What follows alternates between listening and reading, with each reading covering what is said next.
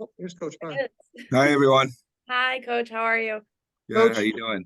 Doing well. Good. Quickly, we gotta introduce you to Nate Garwood, the man behind the scenes. Hi, Hey, how are you, Nate. sir? Generating all Good, these how are you? emails that make us all do our work here. Right on. Right on. I apologize in advance if I'm a little loopy. We got back at 5 a.m. last night, so if I nod off during it or something, just yell at me. All right. Oh, we could do that. We could do Yeah. that. Well, first, because I'm like the only one that knows of the three of us, Fred, yourself, and me. I'm the only one that knows both of you. So how about I do a little quick introduction to everybody? So Cool. Fred, you're looking at Coach Barr into his Hey, bud. third year of being the UMaine hockey coach. Hey, And Coach. Fred, of course, is Hey, the Fred. founder of Shipyard. And we like to joke about Fred. With Fred, all things are possible. You know, I've heard that from that's what Seth tells me too. So Yeah. like that's so I've heard nothing but awesome things about that. So that's awesome. Thanks for letting me do this. Yeah, and I'm gonna let well, first I'm go gonna ahead, let Fred. Bruce. I'm gonna say, and then I'm gonna be quiet pretty much for the whole thing. I was gonna say Bruce is probably a #1 fan from the time, I don't even before we went to Maine, but during Maine, and he and his wife, and he's the one with Nate, both UMO grads and both UMaine fanatics, and I'm with the enemy. I'm a UNH grad. And, boy. We don't let him forget it, by the way, Coach Barr. yeah, he had some funny situations where he's got stored behind the bar the bear. Yeah, I'll get it. Yeah, so he can show you real quick. And we like to have a lot of fun. You know, this is about, we're in the fun business, and Maine and supporting Maine and all we've done over the years, going way back. To Sean and the group has been really, really fun. And I'll just like to say, welcome to Portland. Portland appreciates you coming. And, we love you to, like, it's not important to win, but it's important to want to win was a quote. So anyways, I just want to say good luck for the rest of the season. And we're proud of you guys. And I'll let the guys take it from there. Thanks, Fred. Appreciate it. Cheers. So, Coach Barr, if you can see me here, let's say someone walks into the bar, and I'm behind the bar. You're the man behind the bench, I'm the man behind the bar. So if someone walks in and they have some enemy attire on, like someone walks in a BU shirt or a Providence shirt, I do this little trick for them. I said, is that for real? I find out whether they're really connected to the team. And if they say yes, they say, well, this is just a friendly reminder of where you are and how to behave. And I do that to them.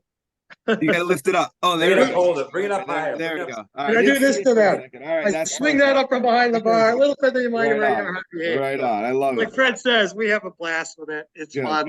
That's And, awesome. and even Fred is a victim of that every once in a while. He comes in with the wrong attire. It's understandable, the UNH guy, Yeah. So Yeah. So, by the way, I just want to congratulate you on the great early start. I mean, the team's off to a terrific start, including the win last night, 3-1. Great win. And I was at the Alphon for Sunday on an unbelievable game. The atmosphere was just off the charts. Reminds me, I'm old enough for the days of old at the heyday. And it brought me right back. It brought me right back. The hat trick and, just the Yeah. energy of the crowd. It was just terrific, terrific stuff that you've got cranking up and going on out there. Yeah, the guys have come a long way. Still got a long ways to go, but at least it's trending in the right direction. And we haven't played very well the last couple games, so we managed to win still. But we got to clean some stuff up. But it's been the last week's been crazy because with our schedule. We had Friday, Sunday, Wednesday after a 7-hour bus ride. Now we got back at 5 a.m. Now we're leaving tomorrow around noon to come back down again. So it's just. We're just kind of on fumes right now, so we're trying to keep it together here for one last game before we get break. Right, and of course that's be a well-deserved break. So, since you brought up the break, what's the priority over the break? Is it just rest? Is it time to kind of evaluate some things you've seen to date, or how do you tackle the break like that? I mean, you don't have control. Guys are going to go home. They probably have, depending on their final schedule, they have 10 to 12 days to be home. We're bringing them back on the 22nd, which is earlier this year, because we play, I believe, on the 28th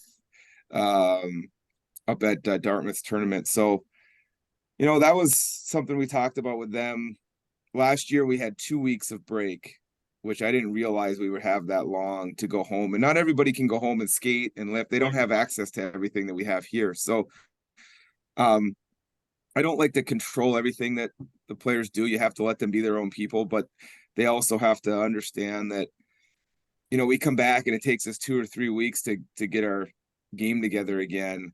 That could cost you your whole season. And so our guys they're a pretty dedicated group, and I think they've seen what we're capable of doing this year. So they'll have 10 days to do their thing. I'm sure some of them will skate and they'll get their lifting in, but you can't do nothing for that time and expect to come back and feel good. It's impossible. So that's the one time of the year where you kind of you have to trust that they're going to go home and take care of themselves. And rest is important because that you have to recover, but you have to stay sharp as well. Good.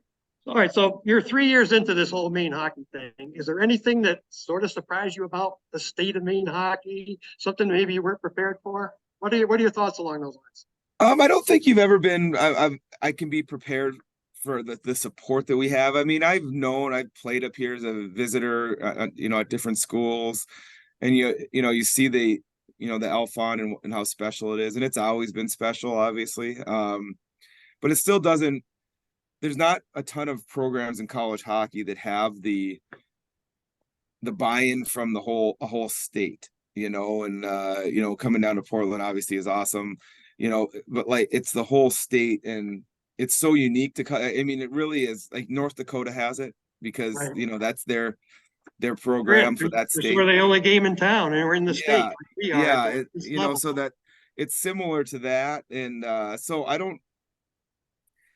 Managing that part of it, the non-hockey stuff of it, which is what makes this program so special, but it can also, for me, I've had to learn how to deal with that stuff, and and it's all good, but it also can, it's a lot of energy and that kind of stuff. So I have to learn how to handle that and work with our people, to make sure that, it's organized and you're managing your time so you can, obviously spend most of your time with hockey. And I got 3 little kids and a family I need to spend time with too. So that's been the one thing that's, I knew about it, but it's been even more than I could have imagined, which is a good thing. It's just something you got to manage and be mindful of.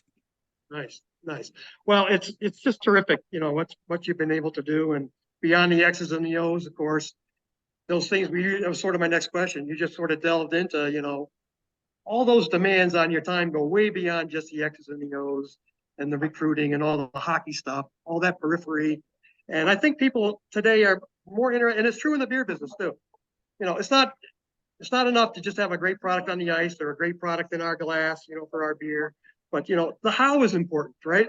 Mm-hmm. How you build the program and the sustainability that it can generate. Really, I think matters, and you can echo your thoughts on this too. It's the how that gives, if you've done properly, can sustain this success for a long period of time. Yeah, that's a great point, Bruce.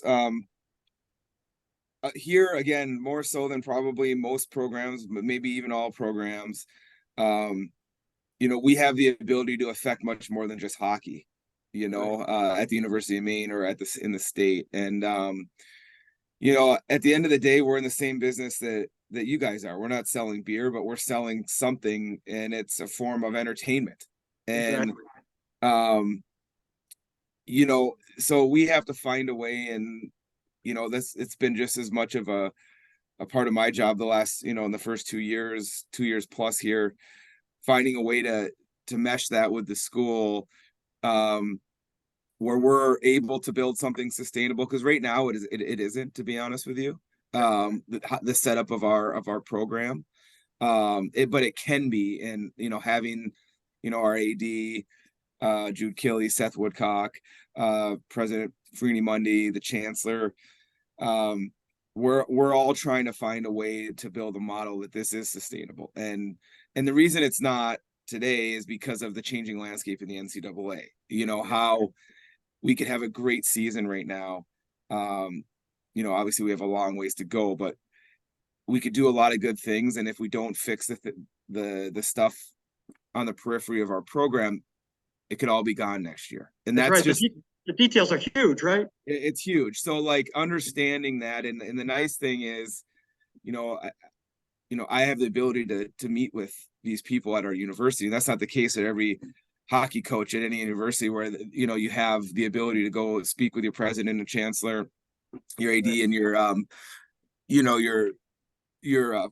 development director about how do we do these things, and because it's every bit as important for the future of Maine hockey as anything that happens on the ice. And that's part of, and it's a business, and it's not always looked at as a business and a university, but we have to look at it as a business. And so those are things that we're always talking about. And partnerships like the partnership we have with you guys and other sponsors and people that can help us with this is it's super important. And because the way our university is set up, it's we're not the University of Michigan, or we're not The resources are we're not strained we're not Notre for Dame. our population. And Yes, but through hockey on a smaller scale, we actually have we can help so many different areas of our you can see, university. and this is where the pride really comes Yeah. from statewide, Yeah. right? Because people recognize the fact. They know, for us to be able to succeed at the very top level with the resources and challenges that are inherent to what we have to deal with, that just puffs you up with pride when we get that type of success. And that's what sustains and drives everything moving forward. And it's no different in the beer world when we're trying to fight, the great bigger producers, So we've got a lot of similarities kind of, going Sure. on in different businesses. And to your point, it's more than just, the record, it's how things are done. And we're really glad to see you're kind of going the old school way and building that from the ground up. Because I think that, and Fred can echo in on this too, because that's how we did it. Wouldn't you say, Fred? Oh, you're muted, Fred.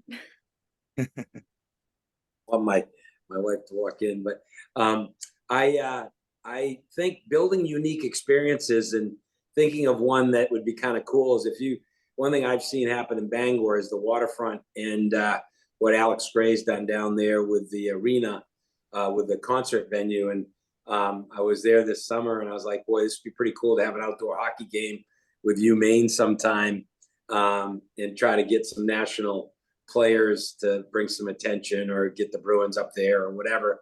But embrace the elements in Maine has been kind of the thing. One time we did a pro tennis match on the snow at Sunday River, and really helping each other is how a lot of times Mainers have been able to help each other, whether it's been Sean Gorman at LL Bean throwing in a word with somebody, a landlord or somebody on another part of the country, or just we have access to guys like our senators, Susan Collins and Chris King, and you've kind of fell into we've had a couple big runs in women's basketball.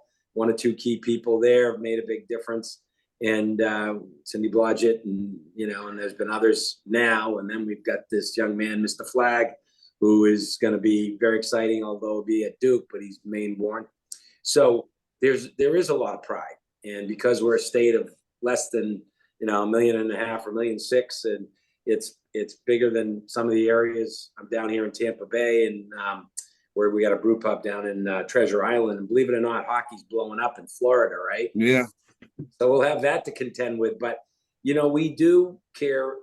Everybody has a special, whether you're in wherever you are in the world, if you are from Maine, whether you went to school there or whatever, there's a unique pride. So we're willing to try to promote. And I think there's a few questions that one of our newest employees, Meghan, just came on board 2 days ago or yesterday, and she put this whole thing together, and she wanted to ask you a few things.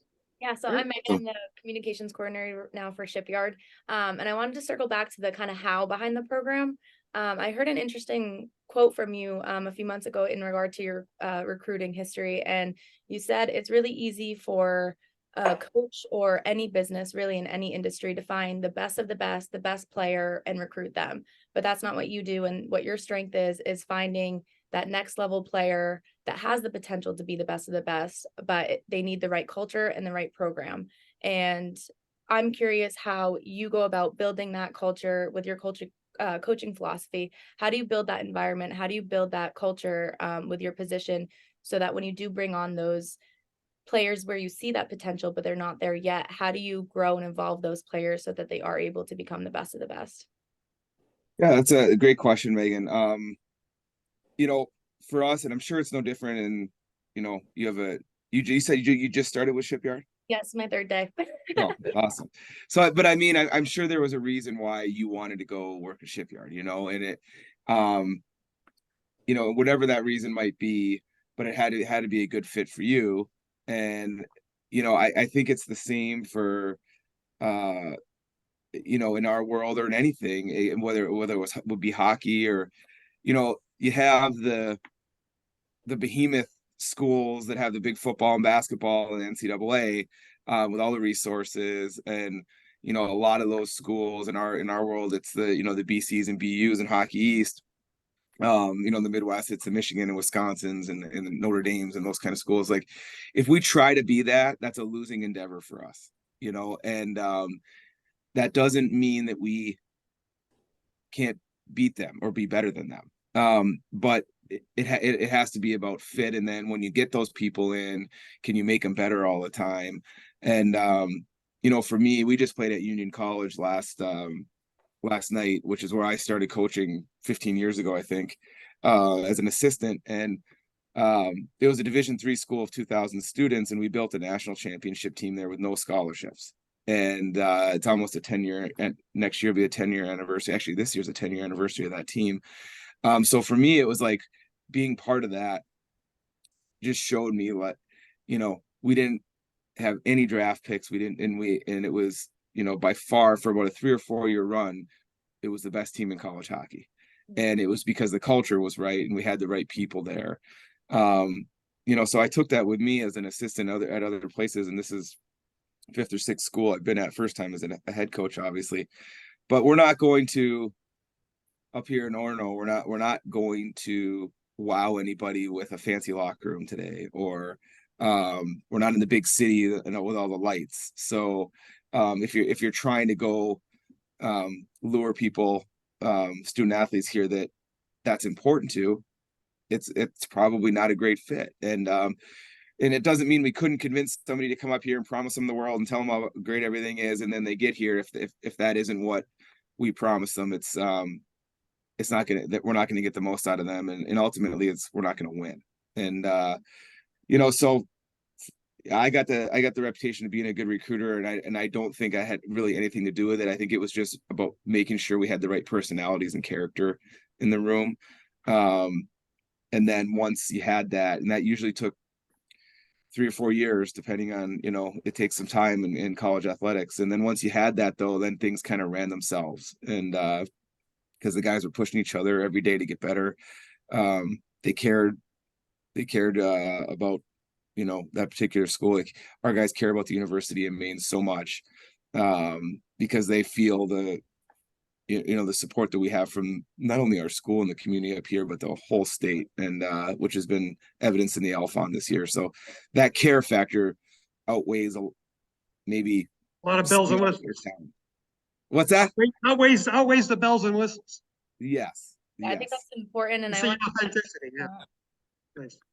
And it's important and since we're going to be putting this out on our socials, I just think that's important for people and extremely inspiring across the board, whether it's a high school student wanting to go to the college level and feeling like their other players are better than them. I don't have the chance, but it's not just about being the number one person on your team. It's having somebody like you who sees their potential and is willing to evolve and grow with them. So I think that's really incredible. Appreciate it. And then you also touched upon having 3 kids, and I need to know, in your honest opinion, what is more challenging, managing a team of college-aged men or raising 3 kids under the age of 5? The kids is way more challenging. And I will say, for my wife, Tara, we moved here a couple months after the twins were born, and then our oldest was 3, or almost 3. that has definitely been the most challenging part of this whole thing, because, you know, you go to a program that is kind of a, you know, that's been through a lot of turbulence in the last 10, 15 years, and the coach just passed away. So, I mean, there was a lot of stuff, you know, going on, and, you know, and the team, you know, hadn't had much success recently. So it always takes a lot of time, but those first 2 or 3 years take a tremendous amount of time, you know, because if you don't fix the culture piece of it in the first couple of years, you're probably never going to get any traction. And trying to do that with 3 little kids, and we don't have family up here and stuff, but thank God it's a great community and people are willing to help. And my wife is unbelievable, but there's challenges with that. And I would definitely, and you can probably ask our staff here, you know, they have to deal with the challenges of that. And I'm so fortunate that my assistants here, Jason Forte, Alfie Michaud, and Eric Soltis, Nick Fonzie, Paul Kalina, Kevin Ritz. Without a good staff, we have no chance. Right. So we're super fortunate with that. And but yeah, it can be a challenge. It gets better with time, I think. And so it's getting better over time, but it's still day to day. Yeah, so I just wanted to say thank you for taking the time on that note. And I know Bruce is fired up, and he'll have a lot more discussions with you in a brief moment when you're here tomorrow. And he always enjoys talking to the team a little bit, and has I inspired. got something cooked up for that. Yeah. He's had some moments, and to be honest, I really I'm so glad we did this, because I'm not able to be there. But I wanted to have it be a little piece of the experience and be able to talk to you and wish you luck, and, you know, go Maine. I just really, it was funny. I was in Salt Lake City when Maine played UNH with my cousin Bruce. And Last week? No, in the national title. The championship, Yeah. 99. National title. And That's what I figured that. Oh, yeah. It was a tough one, but I had to support Maine. And I love Maine. Born in Maine, I'm a Mainer. But at the end of the day, you know, Maine is where my heart is. I put a lot of energy into both schools, but New England, and being a New Englander, you're getting the full taste of it up there at Orono, and Bangor as a city's come a long way. And I just want to say good luck. And awesome. Thank you for taking the time as well, and thanks for all you do for our program and the school in general. So, and the state. So good stuff. All right. Yeah. Awesome. Thank you. Cheers. Thank Yeah. you, guys. Nice. Look forward to guys. seeing you. All right. See you soon. Bye. Thanks again.